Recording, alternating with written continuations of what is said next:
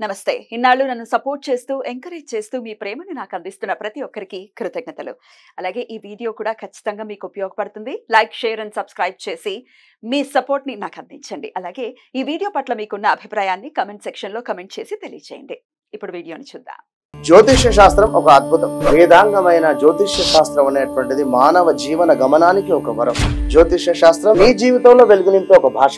ఆ భాష నీకు అర్థమైతే ప్రకృతి నీతో మాట్లాడుతుంది. అస్ట్రాలజీ నేర్చుకోవాలి అనుకునే వారికి అద్భుత అవకాశం. మురళీధర శర్మ గారి అస్ట్రాలజీ క్లాసెస్ అతి త్వరలో మొదలు కాబోతున్నాయి. 100% జాబ్ గ్యారంటీ. వివరాల కొరకు సంప్రదించండి. నమస్తే, వెల్కమ్ టు అవర్ ఛానల్. నేను పద్మిని. ప్రస్తుతంతో పాటు ప్రముఖ అస్ట్రాలజర్, వేదిక్ న్యూట్రిషనిస్ట్, అలాగే tarot card reader, life coach Vanaja Ramasetti గారు మనతో పాటు ఉన్నారు. మాట్లాడదాం. వనజ గారు నమస్తే అండి. నమస్తే మా పద్మిని.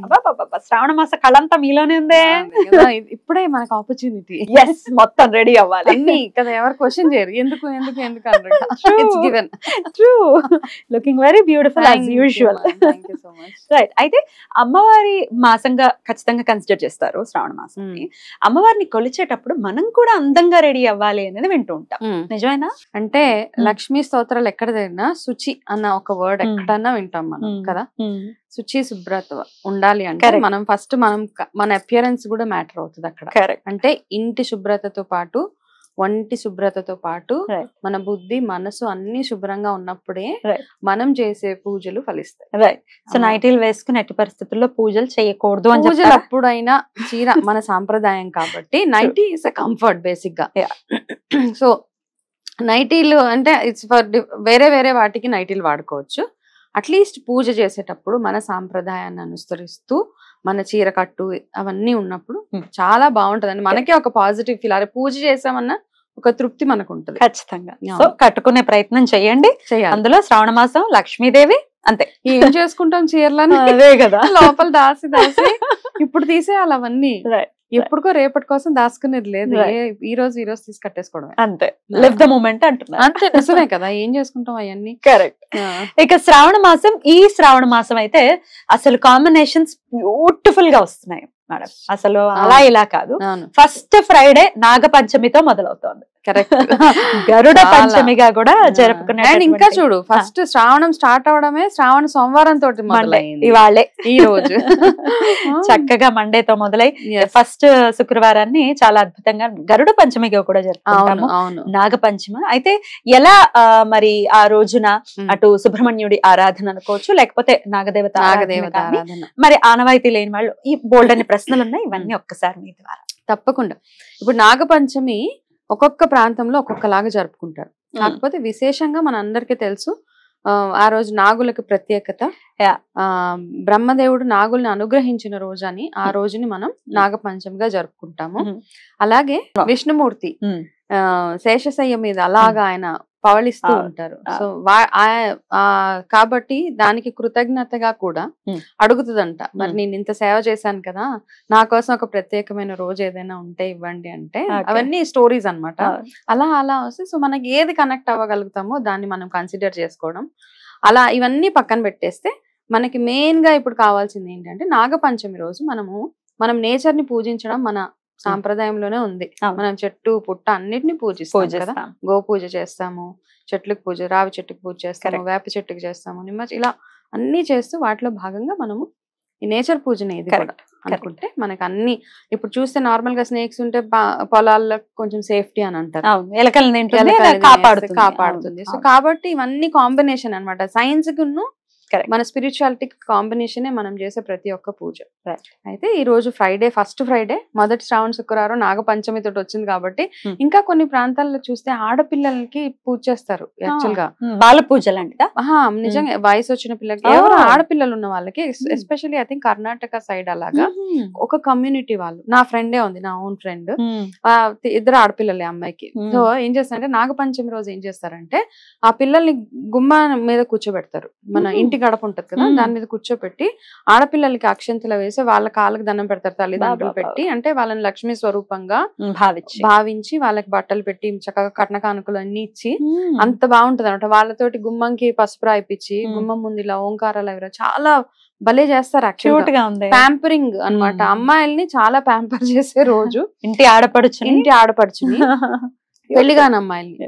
సో అలా చేస్తారు, చాలా బ్యూటిఫుల్, నాకు చాలా బాగా అనిపిస్తుంది. సో నేను ఎవ్రీ ఇయర్ ఫోన్ చేసి అయిపోయిందా మీ ఇంట్లో అమ్మాయిల్ని ప్యాంపర్ చేయడం, అది నాగపంచమి రోజు చేస్తారు. నాగపంచమి రోజు చేస్తారు. తన పేరు ప్రశాంతి, వీడియో తను రెగ్యులర్ గా అవన్నీ అవుతుంది. సో వాళ్ళు భలే చేస్తారు అవన్నీ. సో ఇవి మనం కూడా చేస్తాం. యాక్చువల్లీ ఆంధ్ర సైడ్ కానీ ఇక్కడ చూస్తే ఎక్కువ నాగపంచమి చేస్తారు. ఆంధ్రాలో మనం నాగుల చవితి కార్తీక మాసం, బట్ రెండు ఒకటే అన్నమాట. సో ఎస్పెషల్లీ ఈసారి ఫ్రైడే పంచమి ఇవన్నీ కలిసి వచ్చాయి కాబట్టి ఇంకా విశేషంగా చేసుకునేది. సో ఈ రోజు చిన్న చిన్న ప్రొసీజర్లు, ఎందుకంటే నాగదోషాలున్నా, కాలసర్ప దోషాలున్నా, ఎవరికైనా పెళ్లిళ్ళు అవ్వకుండా ఏమైనా ఆటంకాలున్నా, ఇట్లాంటివి ఏ ఉన్నా గానీ ఈ నాగపంచమి రోజు ఆనవా ఉందా లేదా అని పక్కన పెట్టేస్తే ఎవరైనా చేసుకోవచ్చు ఇలాంటి పూజలు. అంటే మనకు అన్ని అపోహలు అనమాట. అయ్యో మాకు ఆనవా లేదు కదా, మేము వెళ్ళి చేయకూడదా అనే ఒక డౌట్ ఉంటుంది. ఆనవాతో ఒక సంబంధమే లేదు ఇక్కడ. దైవ పూజకి ఏదైనా కానీ చాలా విషయాలలో ఇది ఒక్కటే కదా, మనం ఇంటికి ఏదైనా చాలా మంది ఒక విగ్రహం తెచ్చుకుంటాం ఏదైనా పుణ్యక్షేత్రాలకు వెళ్ళి. అది వచ్చిన తర్వాత ఏదైనా ఒక చిన్నది ఏదైనా మన ఇంట్లో ఏదో జరిగిందండి, ఏదైనా డిస్టర్బెన్స్ అయిందో ఫైనాన్షియల్ గానో హెల్త్ పరంగానో, ఇంకా మొత్తం బ్లేమ్ అంతా మనం వేసేస్తూ ఉంటాం. సో నాకేమనిపిస్తుంది అంటే మనము ఆ విగ్రహాన్ని కొనుక్కుంటున్నప్పుడే తెచ్చుకున్నప్పుడే మనం ఒక ఫిక్స్డ్ మైండ్ లో ఉండాలి. ఓకే, నేను ఈ విగ్రహాన్ని కొనుక్కెళ్తున్నప్పుడు నేను ఈ విగ్రహానికి చేయదగినవన్నీ ఏంటి, పూజ, అభిషేకాలు, నైవేద్యాలు. విగ్రహం ఉంది అంటే ఇవన్నీ మనం చేయాల్సిందే.